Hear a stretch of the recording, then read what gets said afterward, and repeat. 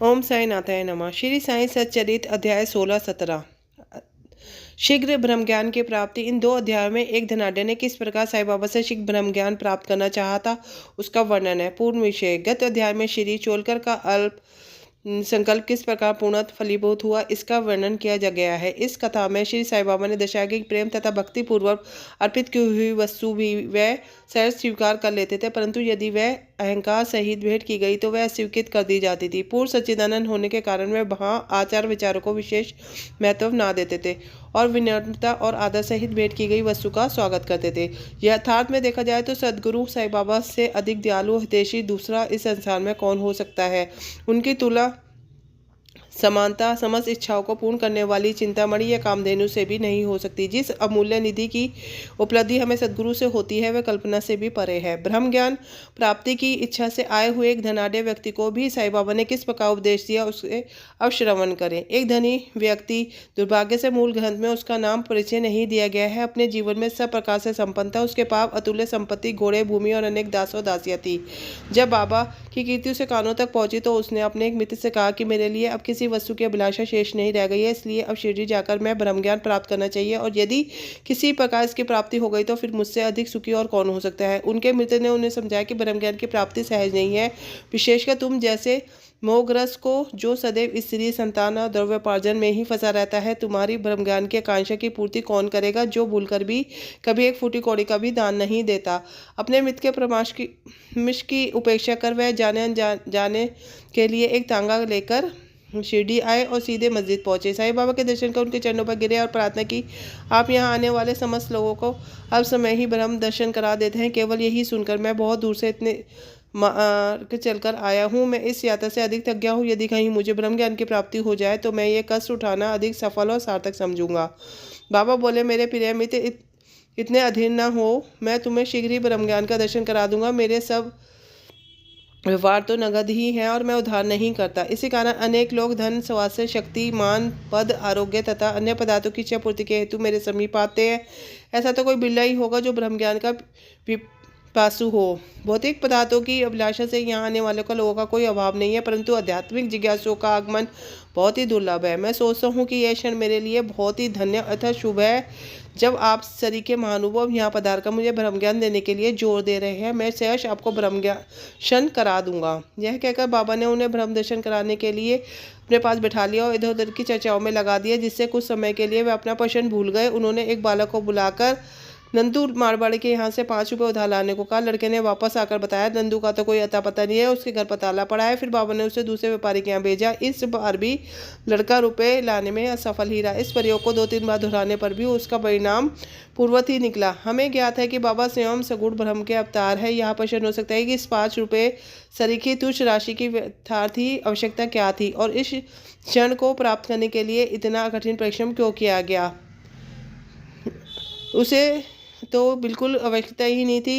वह तो पूर्ण रीति से जानते होंगे कि नंदू घर पर नहीं है। यह नाटक तो उन्होंने केवल अन्वेषक के इच्छार्थ ही रचा था। ब्रह्म जिज्ञासु महाशय जी के पास नोटों की अनेक गड्डियाँ थी। यदि वह सचमुच ही ब्रह्म ज्ञान के आकांक्षी होते तो उतने समय तक शांत ना बैठते। जब बाबा व्यग्रतापूर्वक 5 रुपये उधार लाने के लिए बालक को यहाँ वहाँ दौड़ा देते, दर्शक बने बैठे देखते न रहते। वे जानते थे कि बाबा अपने वचन पूर्ण ऋण अवश्य चुकाएंगे। यदि बाबा द्वारा इच्छित राशि बहुत ही अल्प थी, फिर भी वह स्वयं संकल्प करने से असमर्थ ही रहा। 5 रुपये उधार देने तक का भी साहस न कर सका। पाठक थोड़ा विचार करे कि ऐसा व्यक्ति बाबा से ब्रह्म ज्ञान जो विश्व की अति श्रेष्ठ वस्तु है उसकी प्राप्ति के लिए आया है। यदि बाबा से सचमुच प्रेम करने वाला अन्य कोई व्यक्ति होता तो वह केवल दर्शक बनकर तुरंत ही 5 रुपये ना बनकर तुरंत ही 5 रुपये दे देता, परंतु इन महाशय की तो दशा बिल्कुल ही विपरीत थी। उन्होंने न रुपए दिए और ना ही शांत बैठे, वरन वापस जल्द लौटने की तैयारी करने लगे और अधीर होकर बाबा से बोले, अरे बाबा कृपया मुझे शीघ्र ब्रह्म ज्ञान दे दो। बाबा ने उत्तर दिया, मेरे प्यारे मेरी क्या इस नाटक से तुम्हारी समझ में कुछ नहीं आया। मैं तुम्हें ब्रह्म दर्शन कराने का ही तो प्रयत्न कर रहा था। संक्षेप में तात्पर्य है कि ब्रह्म का दर्शन करने के लिए 5 वस्तु का त्याग करना पड़ता है। 5 प्राण, 5 इंद्रियां, मन, बुद्धि तथा अहंकार। यह हुआ ब्रह्म ज्ञान।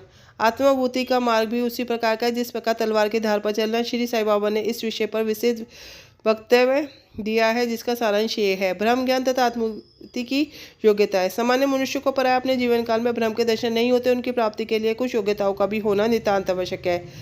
मुमुक्षु मुक्ति की तीव्र उत्कंठा। जो सोचता है कि मैं बंधन में हूँ, इस बंधन से मुक्त होना चाहे, इस देह की प्राप्ति के लिए उत्सुकता और दृढ़ संकल्प से प्रयत्न करता रहे तथा प्रत्येक परिस्थिति का सामना करने को तैयार रहे, यही वह आध्यात्मिक मार्ग पर चलने योग्य है।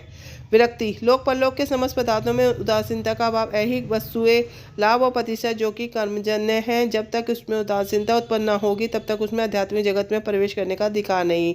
अंतर्मुखता, ईश्वर ने अपनी इंद्रियों की रचना से की है कि उनकी स्वाभाविक वृत्ति सदैव बाहर की ओर आकर्षित करती है। हमें सदैव बाहर का ही ध्यान देता है, ना कि अंतर का।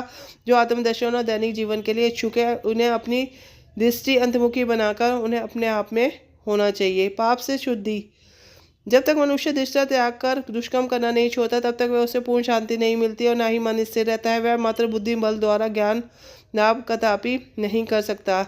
उचित आचरण, जब तक मनुष्य सत्यवादी, त्यागी और अंतर्मुखी बनकर ब्रह्मचर्य व्रत का पालन करते हुए जीवन व्यतीत नहीं करता तब तक उसमें आत्मवृत्ति नहीं संभव। शाश्वत ग्रहण करना, दो प्रकार की वस्तुएं नित्य अनित्य है। पहली आध्यात्मिक विषयों से संबंधित तथा दूसरी सांसारिक विषयों से। मनुष्य को इन दोनों का सामना करना पड़ता है। इन्हें विवेक द्वारा किसी एक का चुनाव करना पड़ता है। विद्वान पुरुष अनित्य से नित्य को श्रेष्ठ का मानते हैं, परंतु जो मूढ़मती है वह आसक्तियों के वशीभूत होकर नित्य को ही श्रेष्ठ जानकर उसका आचरण करते हैं। मन और इंद्रियों का निग्रह, शरीर एक रथ है, आत्मा उसका स्वामी तथा बुद्धि सारथी है। मन लगाम है, इंद्रिया उसके घोड़े हैं। इंद्री नियंत्रण उसका पथ है। जो अल्पबुद्धि ही, जिनके मन चंचल हैं, जिनकी इंद्रियां सारथी है, दुष्ट घोड़ों के समान है। वे अपने गंतव्य स्थान पर नहीं पहुंचते तथा जन्म मृत्यु के चक्र में घूमते रहते हैं, परंतु जो विवेकशील है, उन्होंने अपने मन पर नियंत्रण है, वह गंतव्य स्थान पर पहुंच जाते हैं, अर्थात उन्हें परम पद की प्राप्ति हो जाती है। उनका पूर्व जन्म नहीं होता। जो व्यक्ति अपनी बुद्धि द्वारा मन को वश में कर लेता है, वह अंत में अपना लक्ष्य प्राप्त कर उस स्वर्ग शक्तिमान भगवान विष्णु के लोक में पहुंच जाता है। मन की पवित्रता, जब तक मनुष्य निष्काम कर्म नहीं करता तब तक उसे चित्त की शुद्धि तथा आत्मदर्शन संभव नहीं है।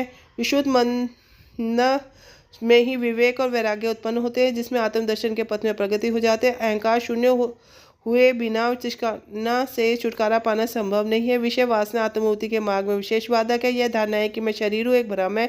यदि तुम्हें अपने जीवन के ध्येय को प्राप्त करने की अभिलाषा है तो इस धारणा तथा शक्ति का सर्वथा त्याग करना पड़ेगा। गुरु की आवश्यकता, आत्मज्ञान तथा गूढ़ रहस्य में है कि मात्र स्वपतन से उसकी प्राप्ति संभव नहीं। इस कारण आत्मभूति प्राप्त गुरु की सहायता परम आवश्यक है। अत्यंत कठिन परिश्रम और कष्टों के उपरांत भी दूसरे को क्या दे सकते हैं जो ऐसे गुरु की कृपा से सहज ही प्राप्त हो सकता है। जिससे स्वयं उस माँ का अनुसरण कर अनुभव कर लिया हो, वही उन्हें शिष्य को भी सरलतापूर्वक पग आध्यात्मिक उन्नति करा सकता है। अंत में ईश कृपा परमावश्यक है। जब भगवान किसी भी कृपा करते तो उसे विवेक वैराग्य देकर इस भवसागर से पार करा देते हैं। ये आत्मभूति ना तो नाना प्रकार की विधाओं और बुद्धि से हो सकती है और ना ही शुष्क वेद ध्यान द्वारा। इसके लिए जिस किसी की ये आत्मा वर्णन करती है उसी को प्राप्ति होती है तथा उसी के सम्मुख वह अपना स्वरूप प्रकट करती है। कठोर निष्ठ में ऐसा ही वर्णन किया गया है। बाबा का उपदेश, जब यह उपदेश समाप्त हो गया तो बाबा उन महाशय से बोले, अच्छा महाशय, आपकी जेब में 5 रुपये से 50 रुपये गुने रुपये भ्रम है। उससे कृपा बाहर निकाली। उस नोटों की गड्डी को बाहर निकाली। गिनने पर उसके अत्यंत आश्चर्य हुआ कि 10-10 के 25 नोट थे। बाबा की यह योग्यता देखकर महाशय द्रवित हो गए। बाबा के चरणों में गिरकर आशीर्वाद की प्रार्थना करने लगे। तब बाबा बोले, अपना भ्रामक नोटों का यह बंडल लपेट लो। जब तक तुम्हारा लोभ और ईर्ष्या से पूर्ण छुटकारा नहीं हो जाता तब तक तुम्हें ब्रह्म के सत्य रूप के दर्शन नहीं हो सकते। जिसका मन धन संतान ऐश्वर्य में लगा है वह इन सब आसक्तियों को त्यागे बिना कैसे ब्रह्म जानने की आशा कर सकता है। आसक्ति का भ्रम और धन की तृष्णा दुख का एक भवन है जिसमें अहंकार और ईश्वर रूपी मगरों का वास है। जो निश्चित होगा केवल वही भवसागर पार कर सकता है। तृष्णा और ब्रह्म के पारस्परिक संबंध इसी प्रकार के हैं, अतः वह परस्पर कट्टर शत्रु हैं।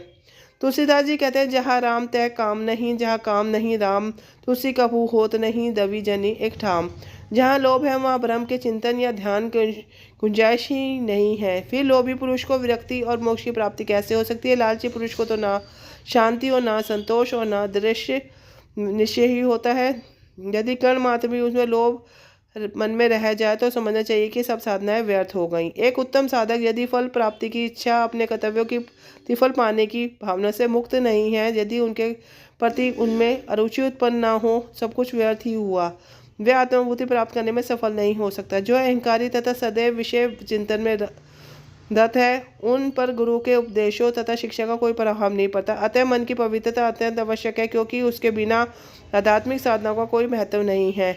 यह निराधार भी है। इसलिए शेष है कि जिसे जो मार्ग बुद्धि में है उसे अपनाए। मेरा खजाना पूर्ण है और मैं पते की इच्छा अनुसार उसे पूर्ति कर सकता हूँ, परंतु मुझे पात्र की योग्यता का भी ध्यान रखना पड़ता है। जो कुछ मैं कह रहा हूँ यदि तुम उसे एकाग्र होकर सुनोगे तो तुम्हें निश्चय ही लाभ होगा। इस मस्जिद में बैठकर मैं कभी ये सत्य भाषण नहीं करता। जब घर में किसी अतिथि को निमंत्रण दिया जाता है तो उसके साथ परिवार, अन्य मित्र, संबंधी आदि भी भोजन के लिए आमंत्रित किए जाते हैं। बाबा द्वारा धनी महाशय को दिए गए ज्ञान भोज में मस्जिद में उपस्थित सभी जन सम्मिलित है। बाबा का आशीर्वाद पाकर सभी लोग उन धनी महाशय के साथ हर्ष और संतोषपूर्वक अपने अपने घरों को लौट गए। बाबा का वैशिष्ट है।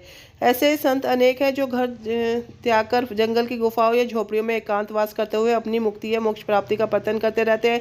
वे दूसरों को किंचित मात्र भी अपेक्षा न कर सदा ध्यानस्थ रहते हैं। श्री साईं बाबा इस प्रकृति के नाथ है। यद्यपि उनके घर कोई घर द्वार, स्त्री और संतान, समीपी या दूर के संबंधी ना थे, फिर भी वे संसार में ही रहते थे। वे केवल 4-5 घरों से ही भिक्षा लेकर सदा नीम वृक्ष के नीचे निवास करते थे। समस्त सांसारिक व्यवहार करते रहते थे। इस विश्व में रहकर किस प्रकार आचरण करना चाहिए उसकी शिक्षा देते थे।